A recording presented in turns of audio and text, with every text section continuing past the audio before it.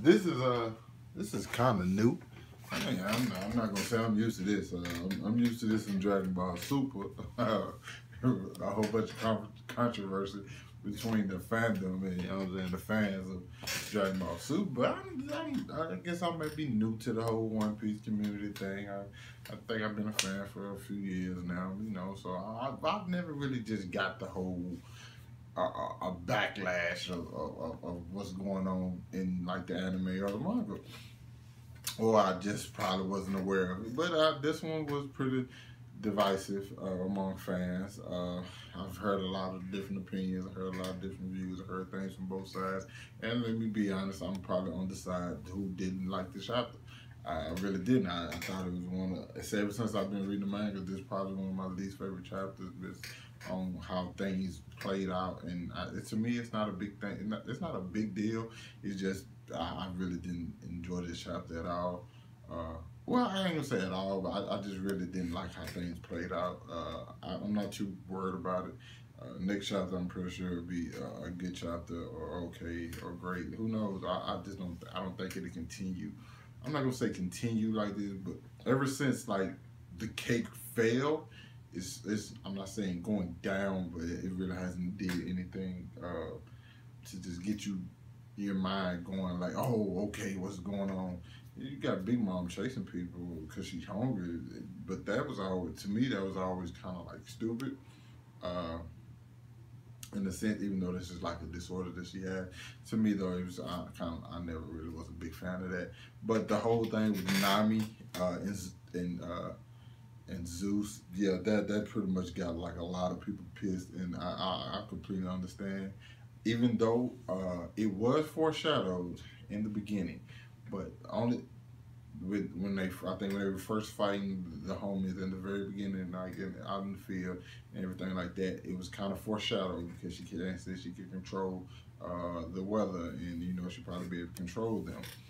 But the fact that she's not technically controlling them, she's just really using Zeus. While Big Mom is right there, that makes no sense, especially when you hyped up the Yonkos to be these unstoppable people who can't be fucked with at all. And then Nami, it wasn't her, it was Zeus, but it's technically, if you giving people points, Nami gets the point for it. And you know, she lands a significant hit on Big Mom, and Big Mom felt that one. You know, we haven't seen Big Mom take any damage from anyone this entire arc, and she takes it from Nami, essentially the weakest member of the Straw Hats. I have no problem with Nami. I actually like Nami's character, but I'm just saying she is the weakest member of the Straw Hats. Like point blank period. It's true. So it's just when you just think about it, you like that wouldn't happen to Shanks. That wouldn't have happened to Whitebeard. That wouldn't have happened to Kaido. You know what I'm saying? Blackbeard probably, because Blackbeard is kind of like a quirky character, so I would expect something like that to happen to Blackbeard. You know, it's just by him being him. He's a quirky character, so I wouldn't be surprised. But it's just, that's probably what I think the fandom's biggest problem is. It's just like it's the Yonko.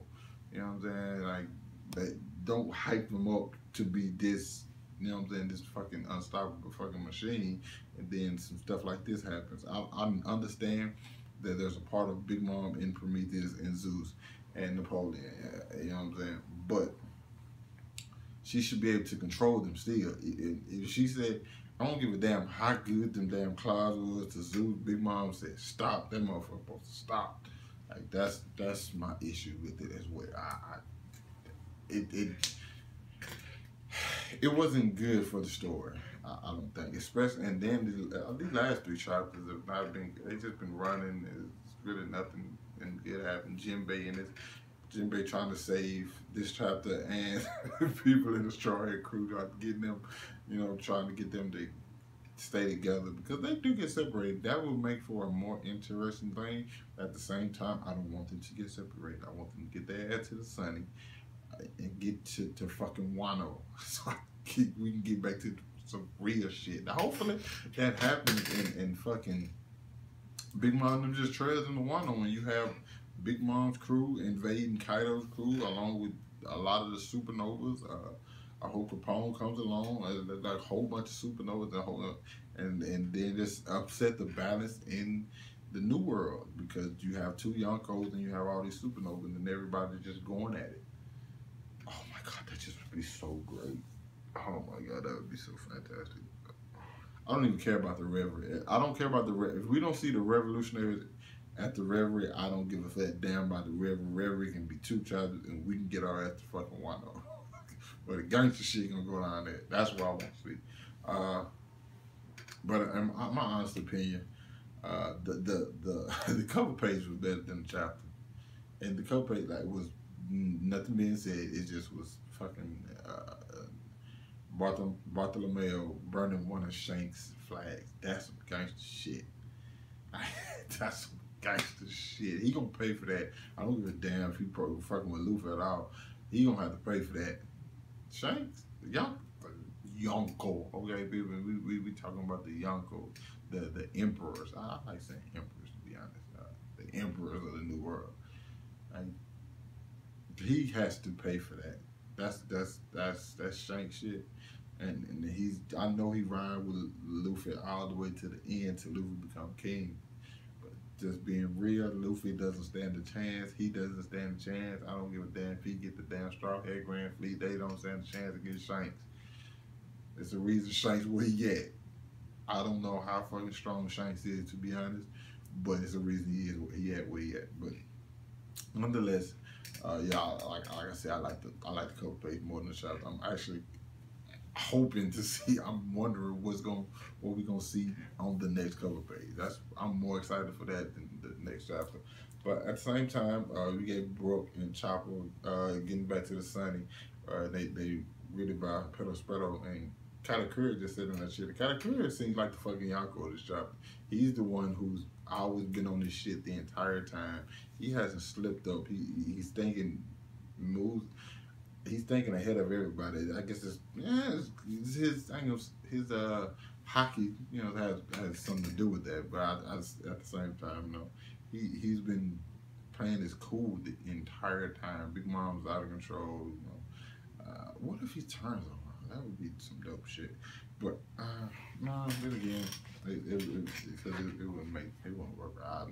Because half of Big Mom crew ain't loyal anyway, so they always talk about it behind her back. So I'd rather he just stay loyal. I hate people ain't loyal in crews.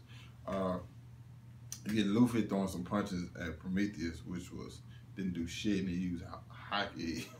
Prometheus just really started laughing. I was wondering why Prometheus just didn't use that attack he used last chapter again, because in this chapter I don't think they would be able to get away. I don't know, maybe he has to recharge or something like that. Also, Jinbei does hit him with some water, I think, from the river, and it does a little something, but nothing really significant to him.